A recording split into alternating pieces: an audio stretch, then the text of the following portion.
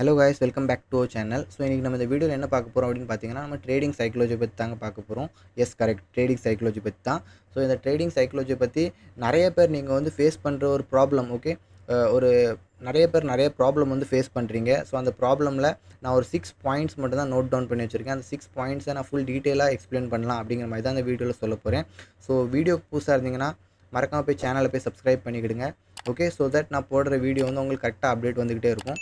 Subscribe பண்ணுறது மட்டும் இல்லாமல் நிறையா பேர் வந்து என்ன பண்ணுறாங்கன்னா பெல் பட்டனை கிளிக் பண்ண மறந்துடுறாங்க. ஓகே, ஸோ தட் அந்த பெல் பட்டனையும் கிளிக் பண்ணி வச்சுக்கிடுங்க. ஸோ தட் நான் போடுற வீடியோ வந்து உங்களுக்கு கரெக்டான டைமில் வந்து சேரும். ஓகே, ஸோ இதில் வந்து நம்ம டைம் வேஸ்ட் பண்ண வேண்டாம் அப்படின்னு நினைக்கிறேன். ஸோ டைரெக்டாக வீடியோக்குள்ளே போயிடலாம். ஓகே, ஃபஸ்ட் பாயிண்ட் என்னென்னு பார்த்தீங்கன்னா ஃபியர் அண்ட் க்ரீட். இதில் வந்து நிறைய பேர் நம்மகிட்ட என்ன கேட்குறாங்க அப்படின்னா, ஒரு லூசிங் ட்ரேடில் இருக்கும்போது எனக்கு வந்து ஒரு ஃபியர், ஓகே, பயமாக இருக்குது. ஓகே, நான் லூசிங் ட்ரேடில் இருக்கும்போது எனக்கு வந்து ரொம்ப பயமாக இருக்குது. அதே மாதிரி நான் வந்து ப்ராஃபிட்டபுளாக இருக்கும்போது நான் ரொம்ப வந்து க்ரீடி ஆகிடுறேன். ஓகே, எனக்கு ஒரு 1000 ரூபா ப்ராஃபிட் வருதுன்னா, எனக்கு ஒரு 1000 ரூபா ப்ராஃபிட் வருதுன்னா அடுத்த ட்ரேட் எடுக்கும்போது எனக்கு வந்து அந்த க்ரீட் வந்து அதிகமாகிடுது. அடுத்த ட்ரேடில் எப்படியும் ப்ராஃபிட் எடுத்துடணும் அப்படிங்கிற மாதிரி. ஸோ இதுக்கு உள்ள சொல்யூஷன் என்ன அப்படின்னு கேட்டிங்கன்னா, நீங்கள் வந்து உங்களுக்கு வந்து ஃபியர் வருதுன்னா நீங்கள் வந்து என்ன மிஸ்டேக் பண்ணுறீங்க அப்படின்னு பார்த்தீங்கன்னா, நீங்கள் வந்து ஒரு ஸ்டாப் லாஸ் போடாமல் ஒரு ட்ரேட் எடுக்கிறீங்கன்னு அர்த்தம். ஓகே, என்ன பண்ணுறீங்க, ஒரு ஸ்டாப் லாஸ் போடாமல் ட்ரேட் எடுப்பீங்க. ஒரு ட்ரேட் எடுத்திங்கன்னா உங்களோட ஸ்டாப் லாஸ் வந்து என்னென்னு உங்களுக்கு தெரியாது. ஓகே, ஸோ தட் இந்த மாதிரி ஃபியர் வர்றதுக்கு சான்ஸ் இருக்குது. அதே மாதிரி இன்னொரு பாயிண்ட் என்னென்னு கேட்டிங்கன்னா, உங்களோட ரிஸ்க் வந்து உங்களுக்கு தெரியாமல் இருக்கும். இந்த இந்த இந்த மாதிரி ஃபியர் வர்றதுக்கு காரணம் என்னென்னா, உங்களோட ரிஸ்க் வந்து நீங்கள் வந்து ட்ரேட் எடுக்கிறீங்கன்னா, இன்றைக்கி வந்து என்னோடய ரிஸ்க் வந்து இவ்வளோ தான். ஓகே, 1000 ருபீஸ் தான் என்னோடய ரிஸ்க்கு. ஓகே, 500 ருபீஸ் தான் என்னோடய ரிஸ்க்கு. ஓகே, ஸோ இது வந்து நிறைய பேருக்கு வந்து தெரியாமல் இருக்கும். ஸோ இது நிறைய பேருக்கு தெரியாமல் இருக்கிறதுனால நீங்கள் வந்து இந்த இடத்துல ஒரு ஃபியர் வர்றதுக்கு சான்ஸ் இருக்குது. அதே மாதிரி க்ரீட் வர்றதுக்கு என்ன காரணம் அப்படின்னு கேட்டிங்கன்னா, நீங்கள் வந்து ஒரு ப்ராஃபிட் எடுக்கிறீங்கன்னா, இந்த ப்ராஃபிட் வந்து நிறைய பேர் என்ன பண்ணுறாங்கன்னா, அவங்க வந்து ப்ராஃபிட்டை எடுக்கிறாங்க. காலையிலே மார்னிங்லேயே ஒரு ப்ராஃபிட் புக் பண்ணுறாங்க. அந்த ப்ராஃபிட்டை புக் பண்ணி அவங்களால வீட்டுக்கு கொண்டு போக முடியல. அது எதுக்குன்னு கேட்டிங்கன்னா, இந்த மாதிரி க்ரீட், ஓகே, பேராசைப்படுறாங்க. மீன்ஸ் மார்க்கெட்லேருந்து அன்எக்ஸ்பெக்டட், மீன்ஸ் ஒரு ரியலிஸ்டிக்காக எதுவும் யோசிக்க மாட்டேங்கிறாங்க. ஓகே, ரியலிஸ்டிக்காக எதுவும் யோசிக்க மாட்டேங்கிறீங்கன்னா, ஃபார் எக்ஸாம்பிள் நீங்கள் மார்க்கெட்டுக்கு வாரீங்கன்னா, ஓகே, நீங்கள் ஒரு ஃபார் எக்ஸாம்பிள் நீங்கள் ஒரு பிஸ்னஸ் பண்ணுறீங்க. ஒரு ஒரு 1 lakh ருபீஸ் இன்வெஸ்ட் பண்ணி ஒரு பிஸ்னஸ் பண்ணுறீங்க. ஓகே, ஃபார் எக்ஸாம்பிள் சொல்கிறேன், 1 lakh ருபீஸ் நீங்கள் வந்து ஒரு பிஸ்னஸ் ஸ்டார்ட் பண்ணுறீங்கன்னா, இதுலேருந்து மேக்ஸிமம் நீங்கள் வந்து எவ்வளோ ரிட்டர்ன்ஸ் எதிர்பார்ப்பீங்க? ஓகே, மேக்ஸிமம் எவ்வளோ ரிட்டர்ன்ஸ் எதிர்பார்ப்பீங்க?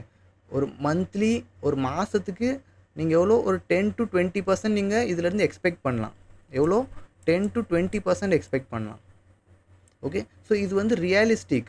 ஓகேங்களா, இது வந்து எப்படி ரியலிஸ்டிக். நீங்கள் வந்து ஒரு பிஸ்னஸ் ஸ்டார்ட் பண்ணும்போது 1 lakh ருபீஸ் இன்வெஸ்ட் பண்ணுறீங்கன்னா மந்த்லி 20,000 நீங்கள் எக்ஸ்பெக்ட் பண்ணுறீங்க. ஸோ சேம் ஆஸ் நீங்கள் வந்து மார்க்கெட்டையும் பாருங்கள். ஓகே, ஸோ மார்க்கெட்டையும் இந்த மாதிரி பார்க்குறனால என்ன நடக்கும்னா, நீங்கள் வந்து ஒரு ரியலிஸ்டிக்காக பார்க்குற மாதிரி இருக்கும்.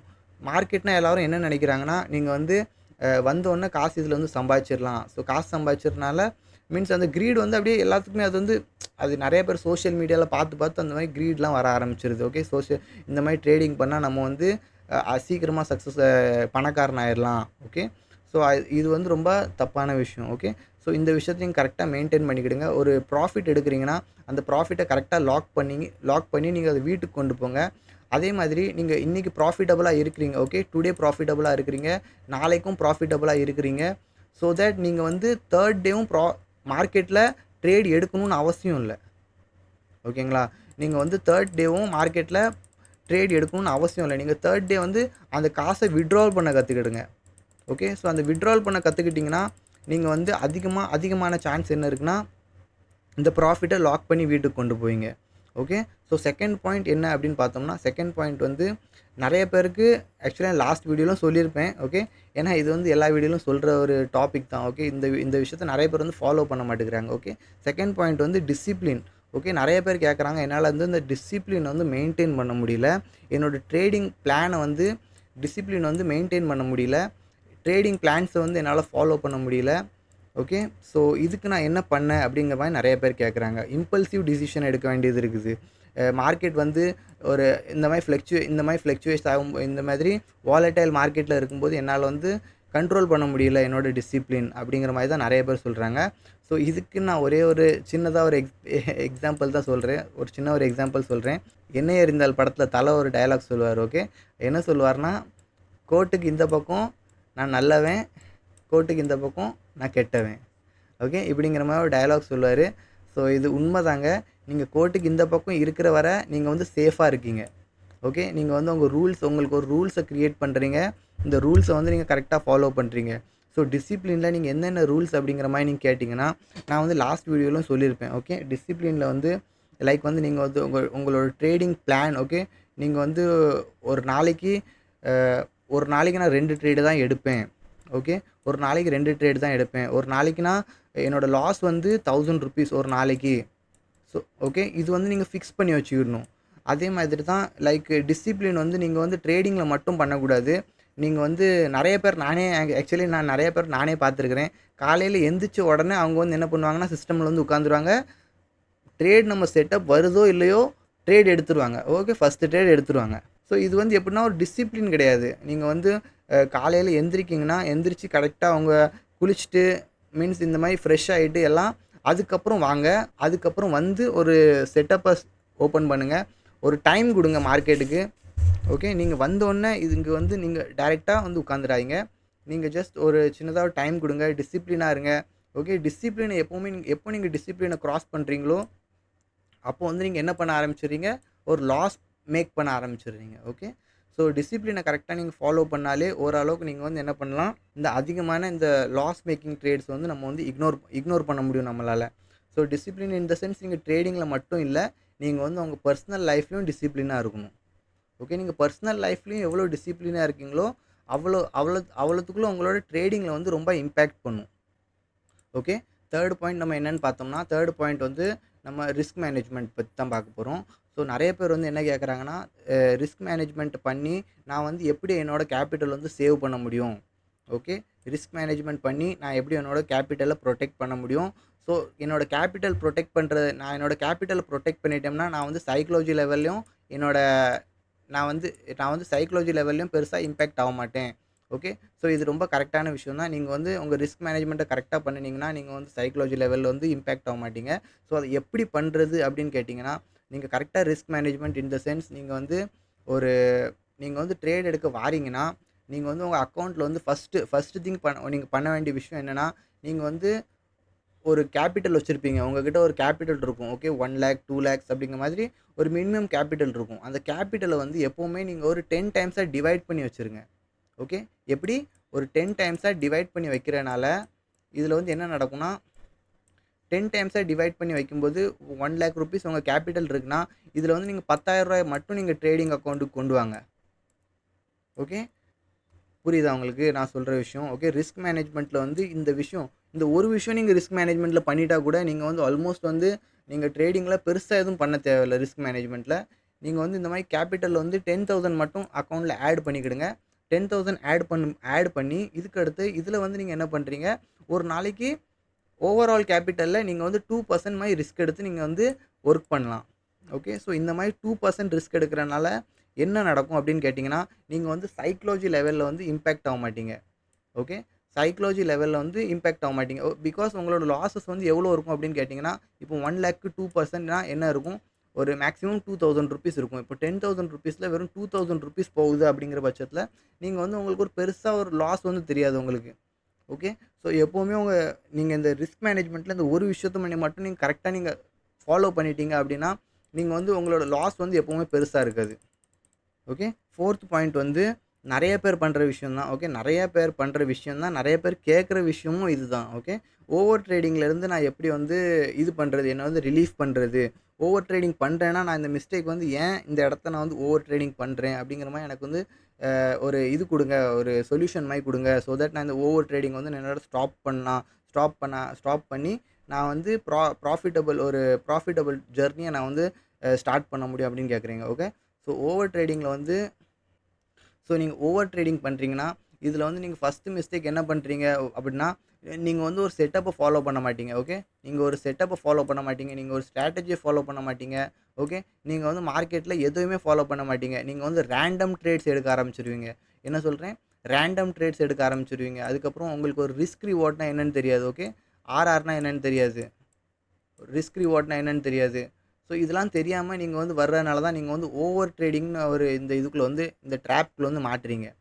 ஓகே, ஸோ என்ன விஷயம் சொன்னேன்? ஓகே. ஒரு சிஸ்டம் கிடையாது, ஒரு ஸ்ட்ராட்டஜி கிடையாது, எதுவுமே உங்களுக்கு தெரியாது. நீங்க வந்து வாரீங்க, மார்க்கெட் மேல போதா, ஓகே பை பண்ணும். மார்க்கெட் கீழ இறங்குதா, ஓகே செல் பண்ணும். ஸோ இப்படி நீங்க பண்றனால என்ன நடக்கும் அப்படின்னு கேட்டீங்கன்னா, நீங்க வந்து ஒரு ப்ராஃபிட்டபிளே ஆனாலும், ஒரு ப்ராஃபிட்டபிள் ட்ரேடராவே ஆனாலும், at the end of the day நீங்க பார்த்தீங்கன்னா, நீங்க வந்து ஒரு புரோக்கருக்கு தான் சம்பாதிச்சு குடுத்துருப்பீங்களே தவிர, நீங்க வந்து ஒரு பெருசா ப்ராஃபிட் எடுத்துட்டு போ முடியாது. ஓகே. ஸோ இதுக்கு இதுக்கு நீங்க இந்த விஷயம் ஓவர் ட்ரேடிங் பண்றீங்க அப்படிங்கிற மாரி தெரிஞ்சதுன்னா உங்களுக்கு, ஸோ நீங்க வந்து டைரக்ட்டா என்ன பண்ணணும்னா, லர்னிங்ல வந்து இறங்கிரணும். ஓகே. ஸோ லர்னிங்ல இறங்குனதுக்கப்புறம், நீங்க வந்து லர்னிங்ல இறங்குனோனே நீங்க வந்து இதெல்லாம் கத்துக்கிட்டா, நீங்க வந்து உடனே நீங்க வந்து ஓவர் ட்ரேடிங் பண்ண மாட்டீங்க அப்படின்னு கிடையாது. ஓகே. ஸோ இதுக்கு வந்து நீங்க வந்து நான் மேலேயே சொல்லியிருந்தேன் செகண்ட் பாயிண்ட்ல டிசிப்ளின ஃபாலோ பண்ணணும். ஓகே. நான் ஒரு நாளைக்கு ரூ. 2000 தான் ரிஸ்க். ஓகே. ரூ. 3000 தான் ரிஸ்க். ஒரு நாளைக்கு நான் ஒரு 2 ட்ரேட் தான் எடுப்பேன். எவ்வளோ 2 ட்ரேட்ஸ் தான் எடுப்பேன். ஓகே. ஸோ இந்த மாதிரி நீங்க ஒரு பிளான் உங்ககிட்ட இருக்கணும். ஸோ இந்த மாரி பிளான் பண்ணி, என்னோட செட்டப் வந்தா தான் அதே மாரி ஓவர் ட்ரேடிங் பண்றதுக்கு நீங்க அவாய்ட் பண்றதுக்கு என்னன்னா, உங்க செட்டப் வந்ததுக்கப்புறம் நீங்க வந்து ட்ரேட் பண்ணலாம். ஓகே.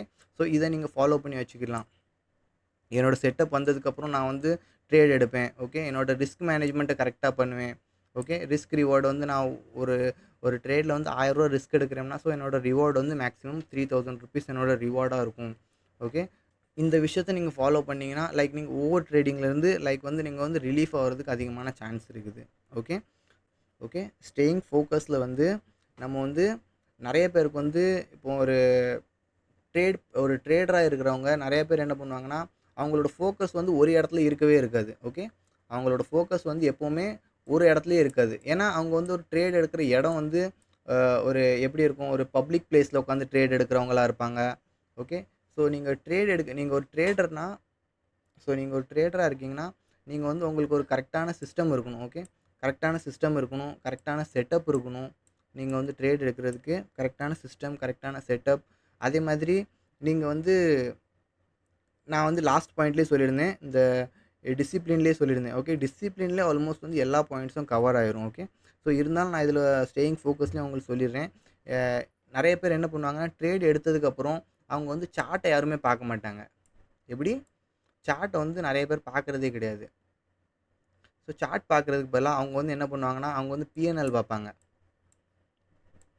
என்ன பார்ப்பாங்க? பிஎன்எல் பார்ப்பாங்க. So okay. ஸோ பிஎன்எல் பார்க்கிறனால என்ன நடக்கும் அப்படின்னு கேட்டிங்கன்னா, உங்களோட பிஎன்எல்ல வந்து இந்த ஃப்ளக்சுவேஷன் அதிகமா இருக்கும். ஓகே.